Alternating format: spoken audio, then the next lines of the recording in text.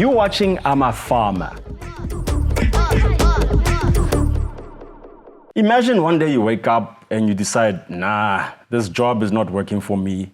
And then you quit to become a farmer. Well, today we have somebody in studio who did exactly that. He decided, you know what, this 9-to-5 thing is not working for me. I'm gonna follow my dreams and become a farmer. I'm talking about Emmanuel Modua, all the way from Vivo. He came here to visit us and tell us his story. Hey, Murutu Khotso, man. No, no, I'm very good, thanks. And you? I'm good, man. Yes. Yeah, so first of all, thanks for coming all the way from... No, I'm between Vivo and Lestrichat. Yeah, Limpopo. Yeah, our area, we are in the villages that are Sintumure area. Yeah, when you are Vivo, it's about 30 kilometers. And then when you are in Lestrichat, it's about 20 kilometers. I remember I went to your farm and I felt like I was driving forever. Yeah, no, that's where I come from. So, please introduce yourself and tell us a little bit about your history into agriculture. Okay, no, my name is Emmanuel Mathuba Mudau. I'm the founder of Mathuba Genetics. I was born in the village called Chiozu village, and then yes, I grew up in the village. I'm the only son, and I was raised by the only my father. By single parent, yeah, was my dad, yeah. So it was me and him growing up, and then he is the one who raised me to be a man. Yeah, so, yeah, I went to work for a furniture shop. Yeah, but before working for a furniture shop, I grew up with animals. No, yeah, I used to like chickens and pigeons, yeah, and dogs. Yeah, so then I grew up, I went to work for a furniture shop. That's where, when I was working for a furniture shop, then it was good. I was doing good in sales, marketing, and all those things. But come 2008, I said, no. I must, in fact, the revelation or the dream came 2007. I said, I want to be a farmer. And people started to laugh at me, you know, the colleagues. Hey. When you took such decisions or you talk about farming, they said, no, it's for old people. You are still young, man. Go back to school or do something. And I said, no, I don't want an office. I want to be a farmer. I want to farm goats and sheep. Yeah. So 2008, it happened that after the NCR was introduced, the National Credit Regulatory Act, where a lot of people now, they don't qualify for the purchase of the furniture through credits. I said, no, I think it's my time now. I must go and start farming. Though, yeah, I went to start, I resigned. And I resigned. When I checked my money for pension, because I had Alex Forbes, you know, the pension fund. Yeah. It was, I think it was around 7,000. You left a steady job to start farming at 7,000. Yes, exactly. That's how. Yeah, so then I went to buy goats, and then it was only 3 goats and a savannah ram, you know, it's just a mix. And then I get an old white farmer who had a savannah and mix. He sold me a ram, and then we named that ram King George. But it was in a communal land, you know, in the village. It was just a backyard thing. Yeah. And by that time, you know, people were so shocked about my life now. I went to Polokwane to work for a furniture shop. I came back, I bought goats.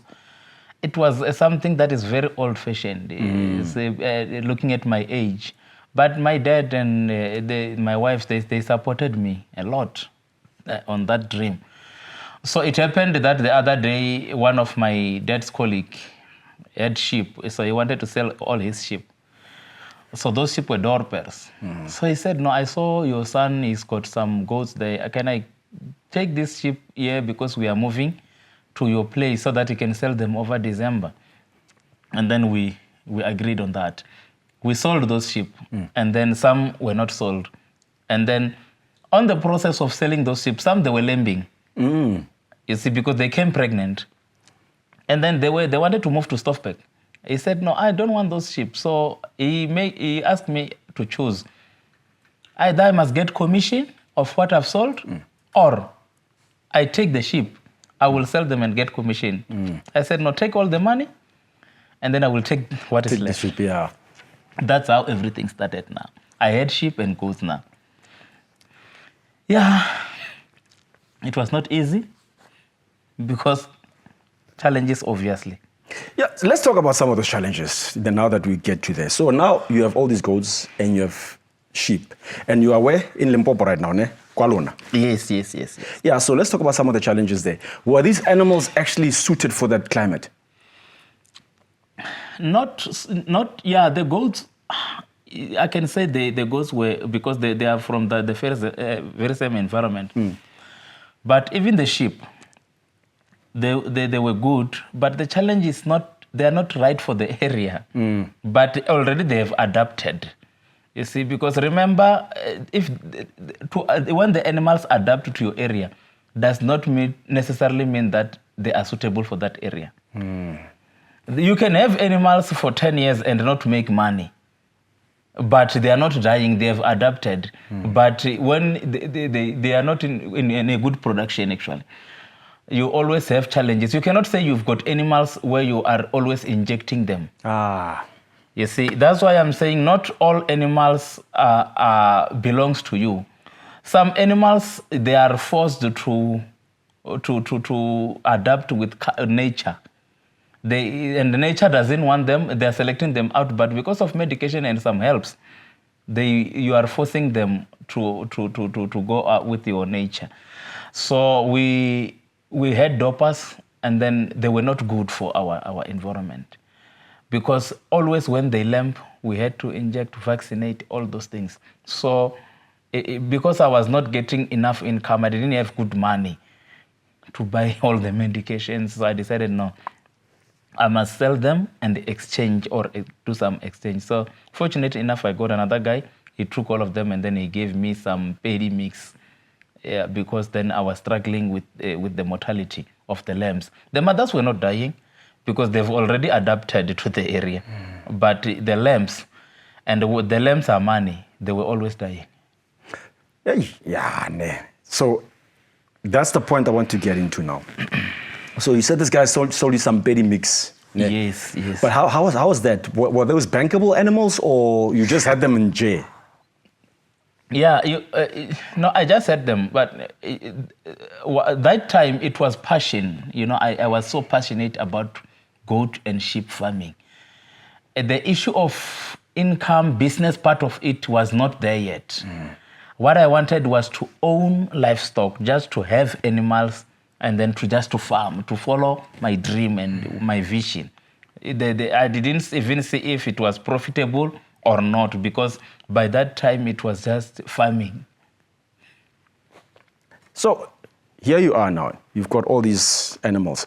When did it start to occur to you that, hey man, I actually need to start making money out of these things? So about business, let's talk about how did you become business-minded eventually?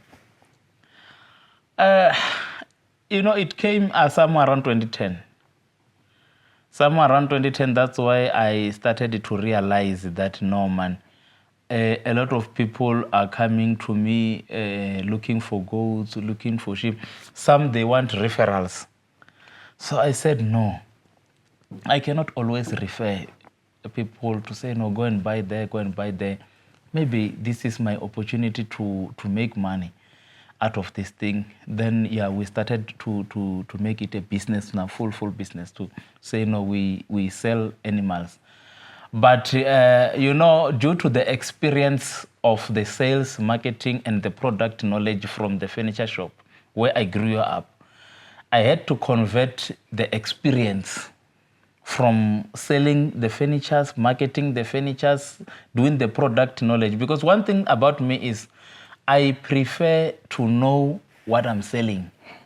If you say now, you're giving me this cup now, or you're giving me this thing to sell, the first thing that I want to do, that I will do, is to make sure that I know about this product before I can sell it to you. Why am I selling this to you? What are the benefits? You see, so that thing helped me a lot, and it made my business now to grow and very easily, because already I have business mind, I am innovative, I am creative, I've been into sales, I understand sales. Speaking of being creative and innovative, correct me if I'm wrong, you created a whole new breed of sheep. Is this correct? Yes.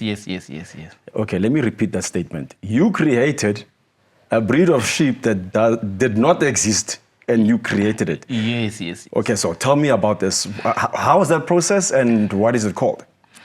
No, the process came after, I had friends in farming. Actually, when you are farming, you will always have friends that you are sharing maybe common goal and all those things. So me and my friends, we came up with a plan, because we wanted a sheep that will survive under our harsh conditions of Limpopo. Remember, we are farming in a severe hot water area. We are farming in a drought area. We also farming in an area where there's a lot of wire worms and all those type of worms. And then it's very hot, up to 40. You see, so not any sheep will adapt or will survive and be profitable in our area. So it came after that we had some guys that were farming with Peri. In fact, we were farming with Peri sheep.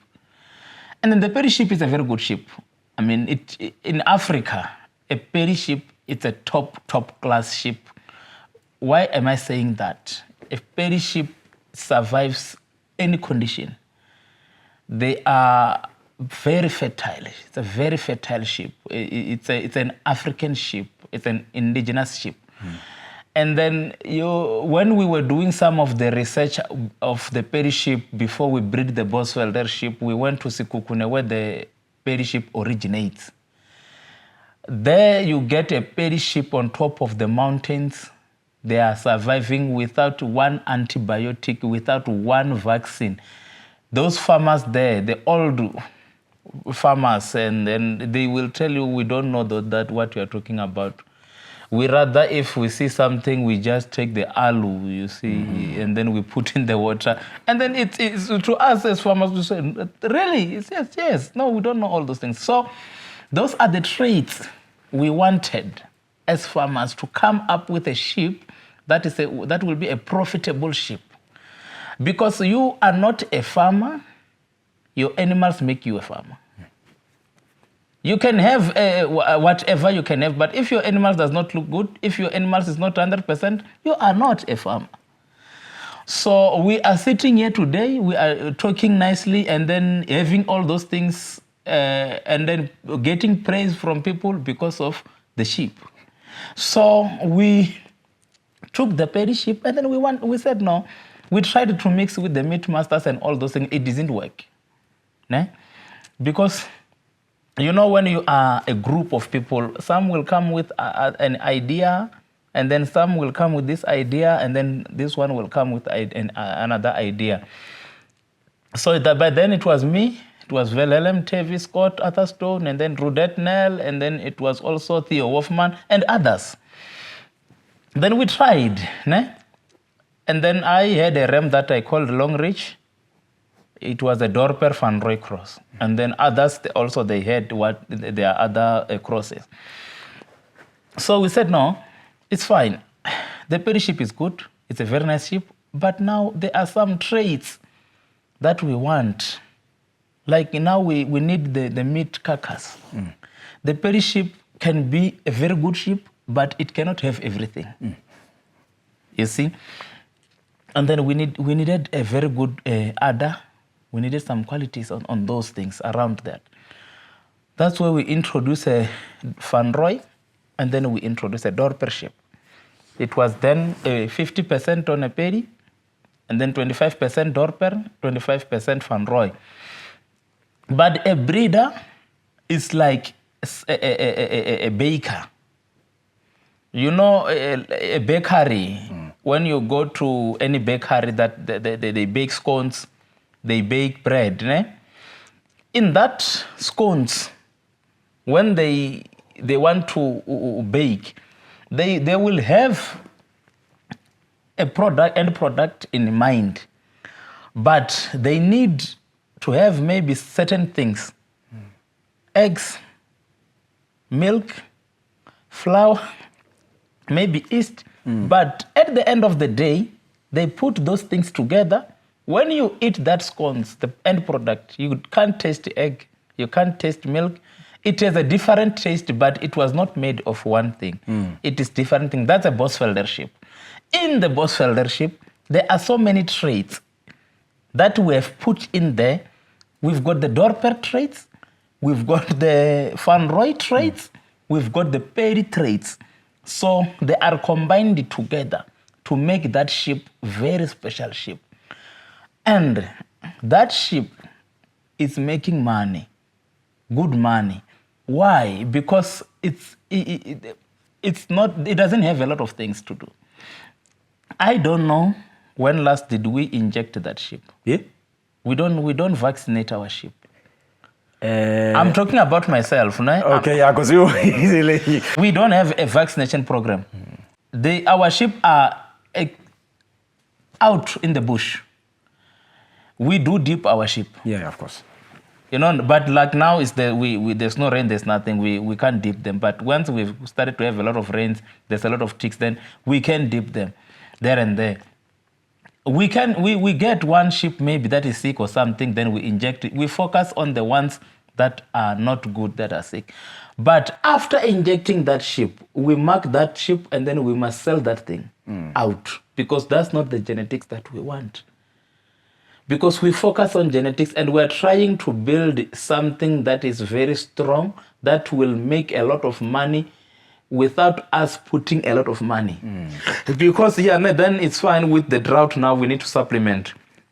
But looking at the Perry sheep and their size and everything, they are not that big on the size. The bigger the size, the more the feed you require. You will learn it now when you have the route, that this sheep is big or this goat is big, it's nice, the size is good, but that size needs maintenance and food is expensive. So with our Bosvelder sheep, they grow up to a medium size, a very good size, still get money, we still get good money, we own the winners and all those things, but then they are good. Let's talk about registration. Have you registered this sheep? Yes, we are in the process of the registration of the Bosvelder sheep, or it's a Bushveld sheep. A Bosvelder sheep is just an Afrikaans, but it's a Bushveld sheep. It has nothing to do with what or what. You can call it a Bushveld because it's in a Bushveld area, or you can call it a Bosvelder sheep because it is on a Bosvelder area. So we are so fortunate because we have partnered now with the Agricultural Research Council. My farm is a research station where everything is done. We are busy registering the Bosvelder sheep as a breed. The process is very good. The updates now it's very, very, very good. There are so many students now under ARC that are doing the research about the Bosvelder sheep, and it's going very well. It will soon be registered, because then when they finalize everything, they will take it to the report to the registry. And then with the registry people, we've got a very good relationship. We are talking, they are guiding and advising us as to what must we follow. But I'm so glad and I'm so grateful to be one of the farmers in the country that is playing this role for a breed from down up until the registration, when I'm part of it. I'm so grateful. And then, I believe that taking a step of resigning from my work, it is working for me now. Well, some of us can't do that. So let's talk about a little bit about your operation. So the last time I went there, it wasn't big. It's not a big operation, and Ikukas basically is in the village. So tell me about that operation. I mean, why specifically that area, and when did you move in there? Tabi, what I can tell you, we're not farming in a very big farm. And that's why I always tell people that land is not farming. I must be honest with you, because I've seen a lot of people with big land who own land. Some they have claimed their land back, but nothing is happening there. Nothing is happening there. I was never funded, not even one. Whatever you saw that when you had met my farm, it is out of my pocket. So what I can tell you is, you don't need a big land to be a farmer. You need passion and dedication. You see, you need to dedicate your life into farming and have a vision around there. Then it will work for you. We have divided our farm in camps, and then it's working for us. And then we don't keep rubbish. We don't keep just animals and then we say, no. We don't need animals that will take our space. We don't need them. Even if you want to give me goats for free, I don't want them. I want genetics. We focus on genetics. If I've got 20 genetics, I'm rich. I've got money because I will sell them for good money. And then I will grow from there. But you need for 100 goats and 1,000 hectares. That will not make you rich. Because at the end of the day, you've got maybe 1,000 goats. Say, for instance, you've got 1,000 goats, and then when you sell to people, they don't want them. They say, no, this goats, no, I can't pay 2,000. I know this one, I can't pay 3,000. Some goats, they don't even look good in a way that you can even think of slaughter and eat. You see, even the ones that wants to slaughter, they don't want them. So you ask yourself a question that, how is this business going to grow? So what we did is we checked it and then say, no. We don't need thousands of land. We need good quality animals. Good quality animals. Our Bosvelder sheep are very good animals. We keep the top class of sheep. So we don't, even if we've got 20 or 30 or any number, we can still make money that one who is owning 1,000 cannot make.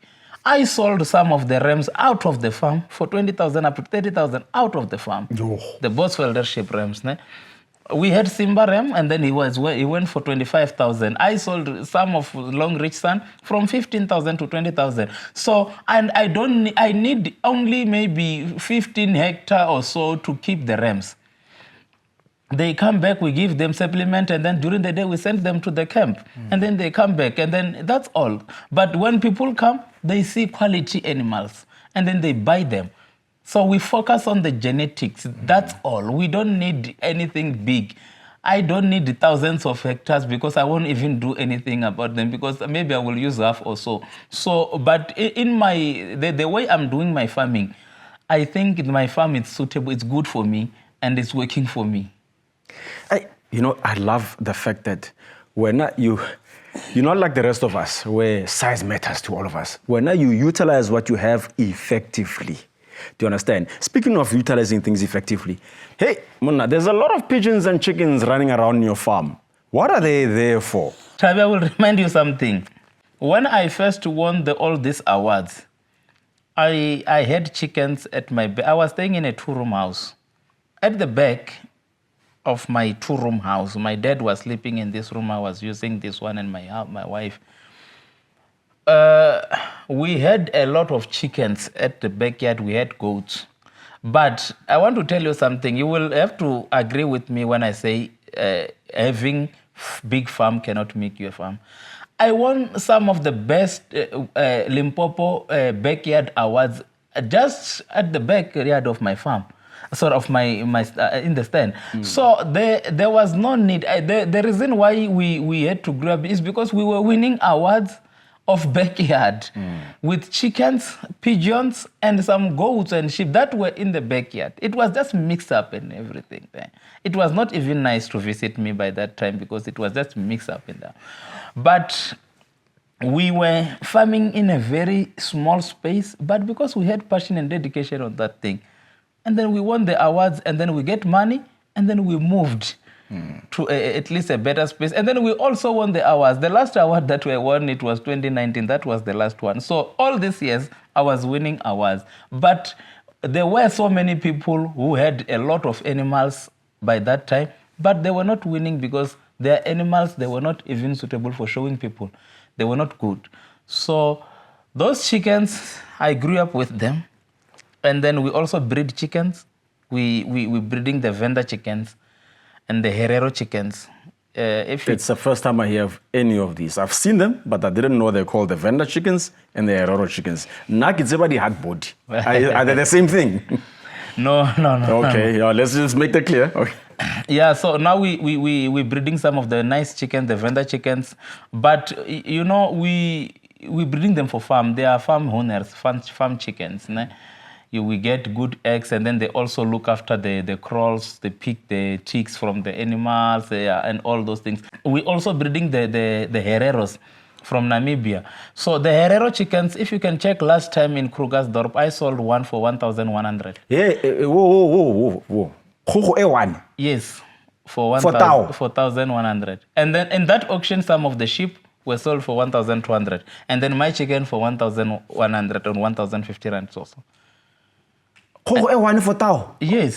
Yeah. At the auction. Does that chicken lay golden eggs? Like, No. I don't understand, bro. You know, you won't understand it until you are in Okay.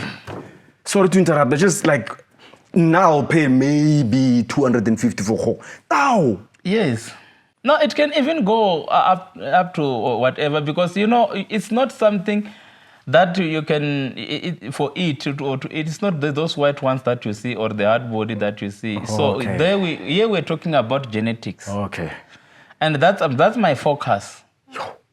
I can buy for a chicken for 2,000 up to 5,000. I don't have a problem because I know what I'm buying. I'm a breeder. I'm blown away. I've always, you know, everybody who comes and sits on this chair somehow just says something where I'm like, aye, man.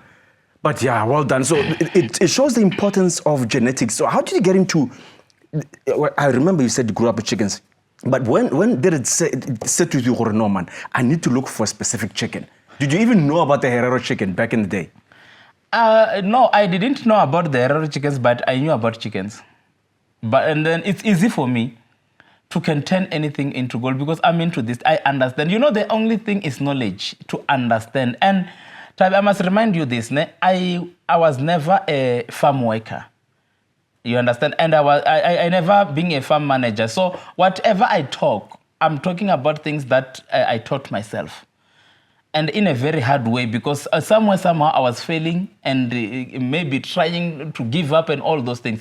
So I'm not talking about something that belongs to someone. I'm not here representing anyone. I'm talking about Mathuba Genetics as something that I've started from dust up to where I am today. So whatever I say, you know, the chickens, I've been with the chickens. I slept with the chickens. You know, before we were staying in a 2-room house where we didn't have any other space where we'll put the chicks.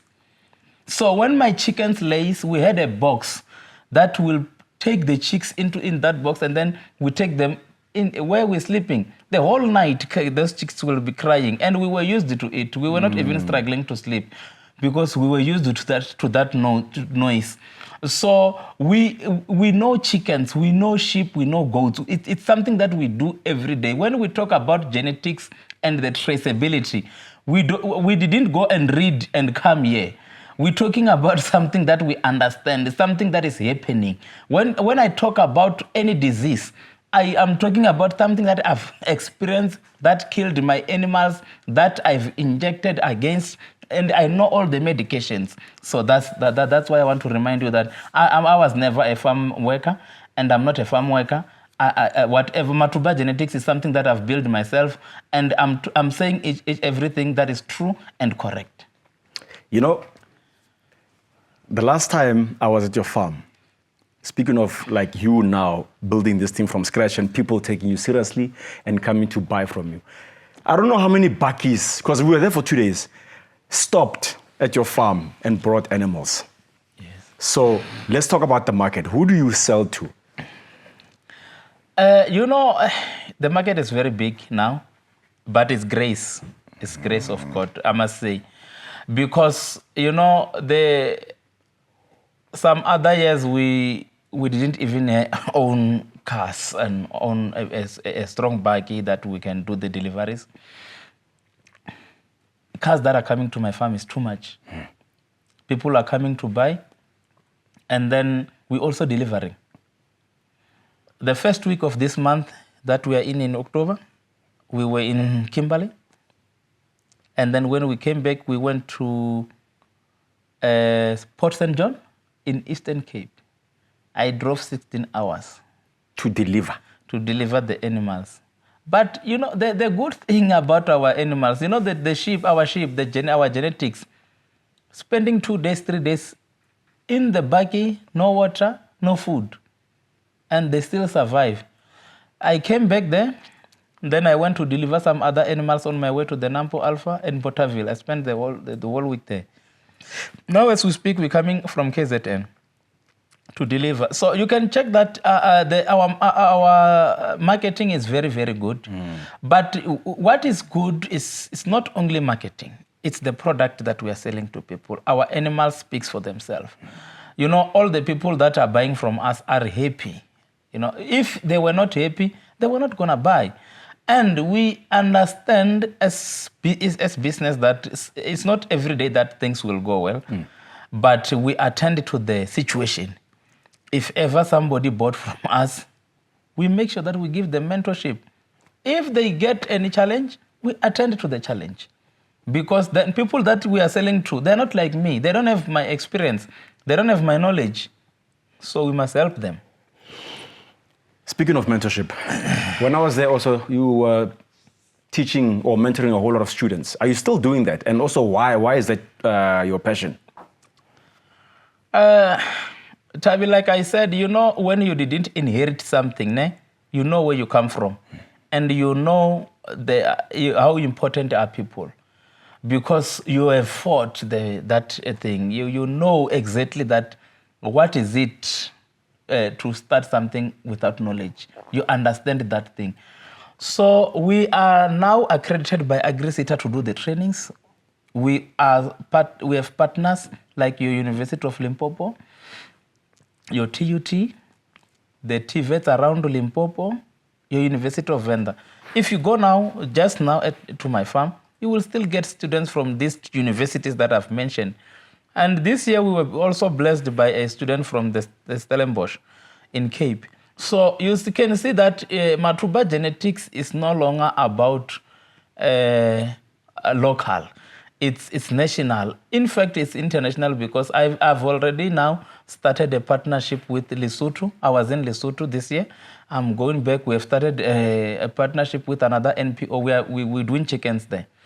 I was in the National University of Lesotho doing some presentations. We're also looking forward for a good relationship with the University of Lesotho, probably next year. So we are international. But where does this come from? It's coming from passion, dedication, to understand this thing. But I am not against those who have inherited. It's their lucky. It's not an issue. But I want to tell you that I'm too different in a way on that side because I didn't inherit. I understand that because I started without anyone helping me. I know how desperate people can be if they're not getting help. So I make sure that I avail myself. I open my farm. I open my hands to help those who need help. So one thing I admire about you is that, well, first of all, you're not stingy with knowledge. And second of all, you always find a plan. Do you understand? So have you diversified your business? Are you doing something else on the side? Because the last time we were there, we talked, you said you were busy with something else. Yes. We also own some trucks and machinery. We are in a logistic company. We've got a logistic company. Yeah, some taxis also. Yeah, there and there. Yeah, but we do own a logistic company. And it's also doing good, it's growing. But your passion is still Kamo on the farming side, right? Yes, now I'm a farmer. I've delegated. It's my business, but you won't even see me talking about it anyway. So, yeah, but we have diversified into other businesses. Also here in farming, we have diversified into cattle farming also, but not in a big scale. But we've got some good genetics of the Boran Nguni cross and some Pure Nguni, but in a very small scale. Yeah, we are going now. We started with the Brahman. Yeah. Nazo, Yeah. the first farmer who actually agree with that. Go on, go on. Yeah, so yeah, we are in to Ger Brahman, the Ger Brahman. Yeah, it's what we are trying to diversify. Yeah, but we are growing a little slowly but surely. So, and now you diversify kettles. Kettle's a whole different ball game, eh? So tell me a little bit about that. Do you plan to go further, or you just gonna stick to sheep and goats? No, sheep and goats. Sheep and goats. 100% sheep, yeah, and goats. Because, they... I don't want to argue with people who calls and say they want goats, and this one. But practically comparing goats and sheep will make you rich before goats. The sheep are very quick, and the Bosvelder sheep are very quick. The mortality on them and all the diseases. No, we don't have challenge on those ones, but we get 100% lambing rate, and then on both goats and sheep.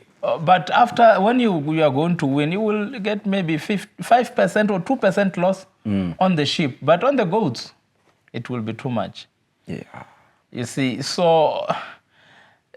But we've got different passion on, and the farming is a choice. You can't advise someone who wants goats to switch to sheep because he wants goat. But I advise that you can go sheep in a high scale, goats in a small scale, so that you don't give up. Because it's sad to buy a lot of goats and then you lose them, and then you will obviously will give up. Because you went there with an intention to say, no, Emmanuel is doing well, and then I want to be like Emmanuel, I want to have a lot of goats. Then you must also listen to Emmanuel if you are inspired by Emmanuel. If you see Mathuba Genetics moving and then you are inspired by Mathuba Genetics, don't ask anyone. Go and ask Mathuba Genetics. How are they making it? What is it that can make me a farmer in a very short space of time?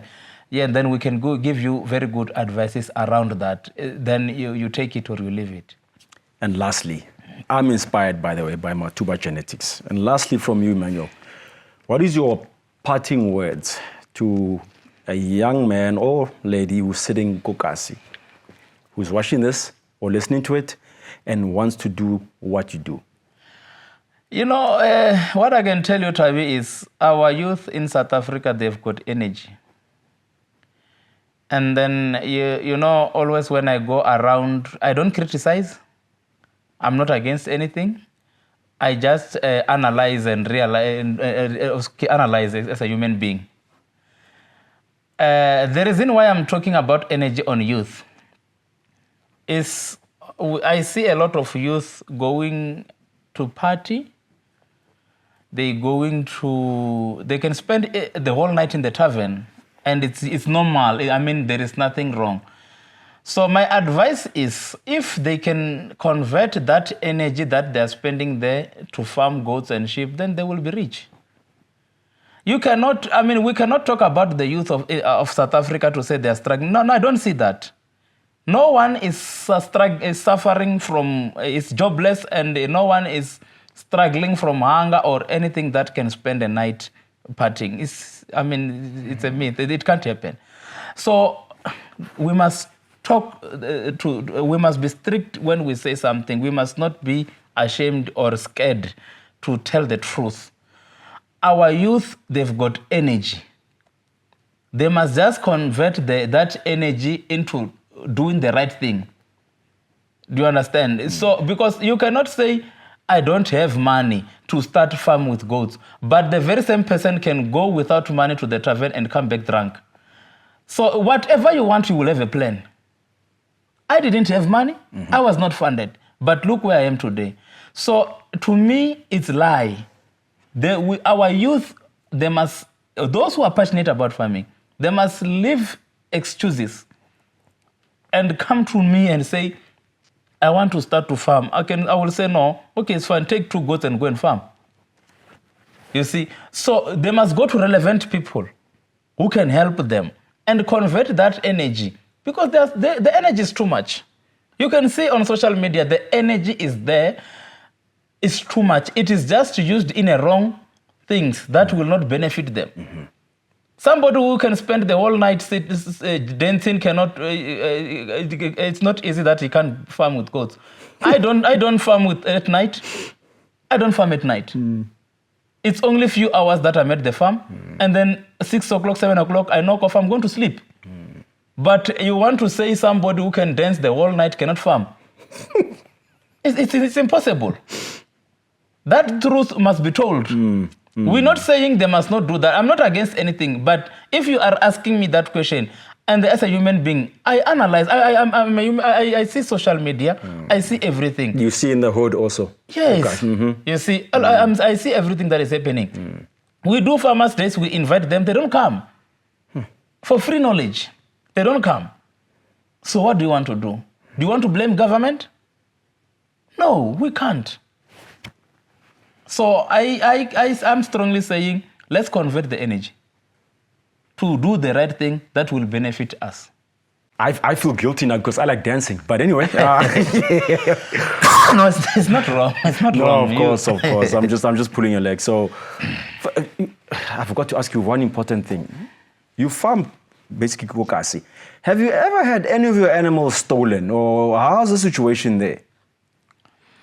Yeah, the only challenge now, we had that, but the challenge, it was only once. The only challenge with our South Africa, actually, it's those foreigners who don't have documents. Yeah, they are the ones who did that, and then you can't trace them. So, mostly in stock theft, you find people who don't have documents, and then you can't trace them. They got the fingerprints and everything, but they can't trace them. So, but we are trying to fight with the stock theft. And then we are very close with the police. We are not far from the police station. The police are always around there. So if ever something happens, and then we've got the alarms, and then we've got dogs, also the Anatolian dogs. So it's not something that is troubling us anymore. But we have a challenge with the livestock in the province, in Limpopo, that we always tell police that the stock theft police will say no, they must make do something. They must step up. Yes, because even stock theft is not about me. I'm a farmer. If they steal from another farmer, they stole from me. So we don't want to see stock theft because it is pulling our farmers back, and then people are investing in very good animals, very good feed, for people just to steal them like that, and then nothing happens. So stock theft is a problem. You cannot say, no, I'm happy, it's not happening at my farm, it's happening in other areas. No. Even if it is not happening at my farm, as a farmer and as a leader, I'm very concerned about the stock theft. And then the other challenge is with the stock theft, and I want people maybe to take this serious. People who are stealing, even our brothers who are doing that, our citizens who are stealing our animals, it's not them. They are offered money. So we've got a lot of other foreigners who eat a lot of goats and sheep. So they offered our brothers money to go and steal for us. And with this unemployment, anything is possible. Yeah, you can't say no to money these days. You can't say no to money, because even if they say no, go and steal from Mathuba Genetics, we need that goat and that one, and then we give you 2,000 rand. It matters. It matters. Then they will take it, and then they come and steal my goat that worth 20,000 for 2,000. So those who are offering, they are the problem. Because at first we never had such things that is happening. But now, because there's a lot of offerings, the boys will make a plan. They know that if they steal a goat, they are going to sell to that one, and then that they will get money. So we need to also to deal with those who are buying. If we see something, and then we must ask, or we must deal with those who steal until they show us who bought that goat, and then we go and deal with that one who bought.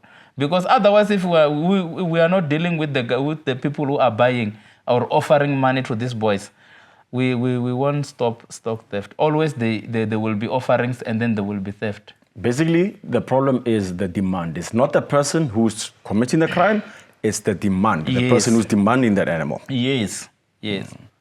They send boys there because they know that even it's 1,000, they will buy maybe nyaupe, or they look to those boys that are not good in the streets.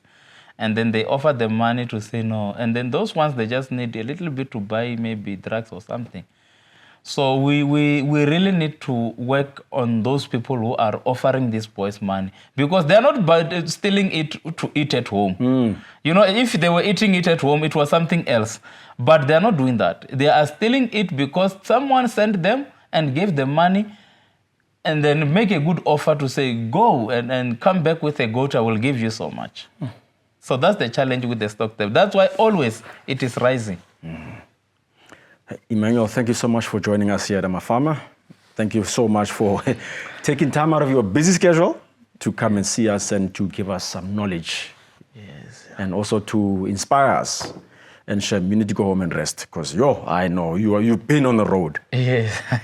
You've been on the road, man. And hopefully next time I see you, Mathuba Genetics will be much bigger than it is now. No? Yes, no, definitely. Yeah. No, definitely. By the grace of God, we will grow from strength to strength. We just pray that we don't lose focus. Because even if your business can be big or what, but if you lose focus, it will fall. Said like a true champ. Thank you so much for coming. No, thank you, Chavi. Thanks a lot. So here's the thing about the people that we bring here. Every single time I sit here with all the farmers here, I'm always inspired. I'm always encouraged. Hopefully you guys are too. Hey guys, go on Facebook, Instagram, TikTok.